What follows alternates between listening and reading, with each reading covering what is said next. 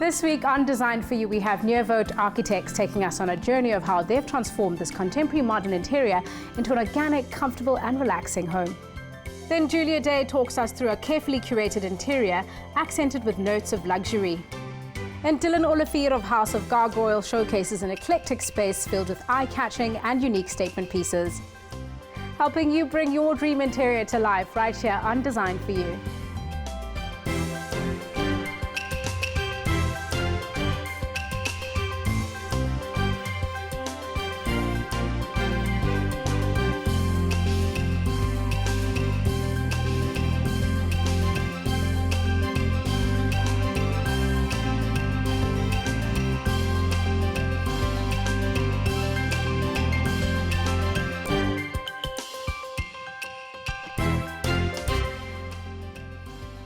This home emulates that beachside feeling, delicately layered with tones of brown, paired with hues of blue, and topped with a dash of gold. Here to chat us through the serene and comfortable interior is Elsie Nieuwoudt of Nieuwoudt Architects. Welcome, Elsie. Thank you, Pelani. Elsie, let's talk about the client's vision, what it is they wanted from this space. So this is a contemporary style home. Marlies approached us to assist her in changing her contemporary house into something more organic and comfortable. So instead of going for a minimalist modern house, we then decided that we're going to go for a more casual, comfortable, lived-in look. And what are those elements that make the home more organic? Okay, the elements that really stands out to me would be all the wooden beadwork, the weathered wood, the glass beadwork, and I think probably all the macrame detail that we also included in the design. And once you were done, what would you define the style of the home to be? I would say probably organic contemporary. Contemporary because it is not rustic. Organic probably because we use so many soft lines in the design. And how did you decide on the color scheme? And describe it for us and walk us through the elements that highlight that. We used both dark and light neutrals with references to bronzes and to blues, and we wanted to use a strong neutral concept. We didn't want to make it too colorful because visually it is just maybe too stimulating and loses serenity. Talking about serenity, where did you draw inspiration? Would you say it's semi-nautical? Did you look at Mediterranean homes? Was there anything that you looked at? We draw inspiration from nature, especially the textures. So we've used this weathered wood, woven fabrics, and even the plants that we brought in. Thank you. We'll talk more about those elements just after this. Thanks, Belani.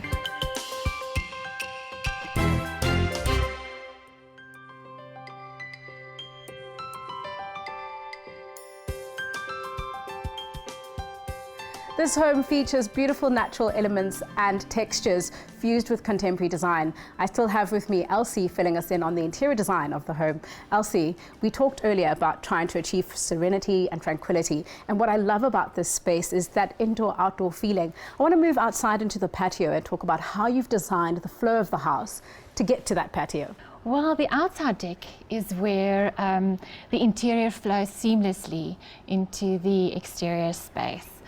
So we purposefully didn't place furniture on the edge between the deck and the living space, and therefore we made the transition between inside and outside, both visual and physical. And talking about that visual part of it, so you've used the same color tones, and what you've done is you've brought in all these elements that are natural that you spoke about and the textures to bring out a particular look and feel. Tell me what that look and feel was and what are those materials used? Okay, we have the seating in the form of sun lounges, ottomans, bean bags, and even hanging chairs. And the idea was to be able to move them around as the mood flows and without being messy. Almost casual environment, like Yes. lazy, comfortable, casual A environment. spontaneous, free-spirited space. That's a nice word. Outside of the layout of the space, what I loved about what you said is creating a particular mood outside as well. There's something special about that pergola in the sense that it has a level of intimacy but also transparency. Tell us about what you've done. Yes, this wrap-down pergola really ends off the space beautiful without enclosing it. And what I also love about the pergola is the way that it lets light through and throws shadows on the floors and on the walls throughout the day. On the other side of the patio is also the pool, giving off a very strong sense of blue, you know, so it brings in color in itself. Now, was the day bed that's over there inspired by the blues in the pool? Yes, Marlies wanted to design and string her own beads, and that is where the color came in. Marlies, of course, as the homeowner, was also involved in the decoration of the space. Now, the rest of the light fittings in the dining room and the kitchen, was that part of her hand as well? Yeah, that was Marlies's designs, and she actually made those light fittings herself. So rare and just so wonderful that you guys achieved such a beautiful, serene and tranquil home. So well done, and I look forward to chatting to Marlies. Thank you, Pilani.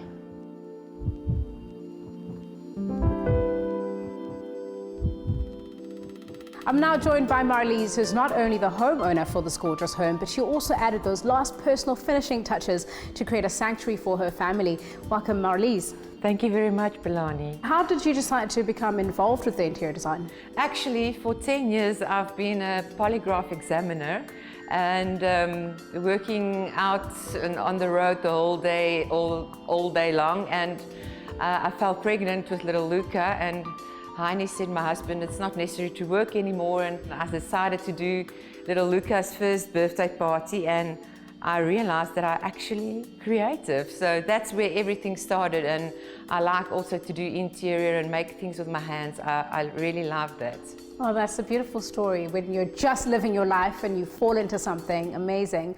Now, the work that you've done here, would you describe to us what your role was specifically in collaboration with Nieuwoudt? Me and Elsie and Kobus, we like a killer team. Love that. We just like fit in so well with each other's ideas, and so I've been doing quite a few things inside the house myself, like this artwork behind me.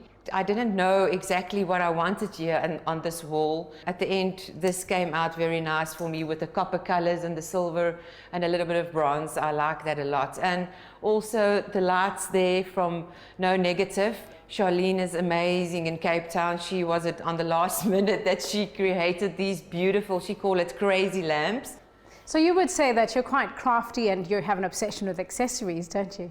Yes, I think so, a little bit, yeah. Let's dig deeper into those accessories and the choices that you've made around the house to warm up the space and layer it up. Yes, also what I'd like to do is to work with wood, and all these wooden side tables and coffee tables inside the house. I've got a supplier that I get my wood from, my stumps from, and I like work with them myself and sand them and treat them and put them all around the house. And also the daybed outside was one of my biggest dreams while building a house, and having that to just chill and relax outside on summer days. And with that, when the whole daybed structure was finished, I bought these lovely glass beads from Amatuli, and I strung them all together and hang them, and with a rope at the back that's hanging down. It's beautiful. I just love that. Elsie spoke about the textures and the multitude of textures that are in space were very important to bring in. Yes, those hanging balls, it's like actually made of coffee filters. Oh, wow. Yes, and it gives me such a fluffy, soft, whimsical, dreamy, yes, feeling and mood. And you can turn them into light fittings also, which is beautiful when they glow at night. Beautiful. Let's pause here for a bit and we'll be right back. Okay, thank you.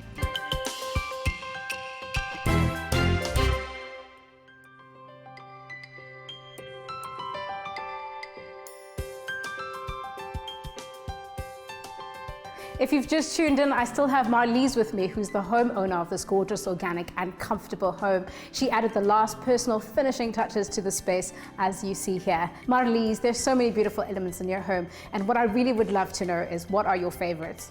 My favorites, for sure, the macrame lampshades that's installed, and also the detail behind the chairs and my daybed outside.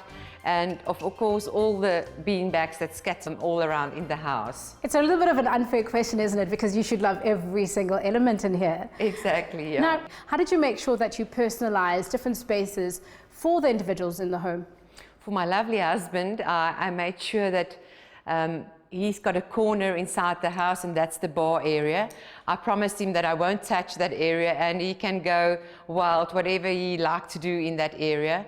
And then for little Luca, I created this giant paper flowers inside her room that's making a real statement, and also the unicorn wallpaper that I printed out for her playroom. Now, one last question for you.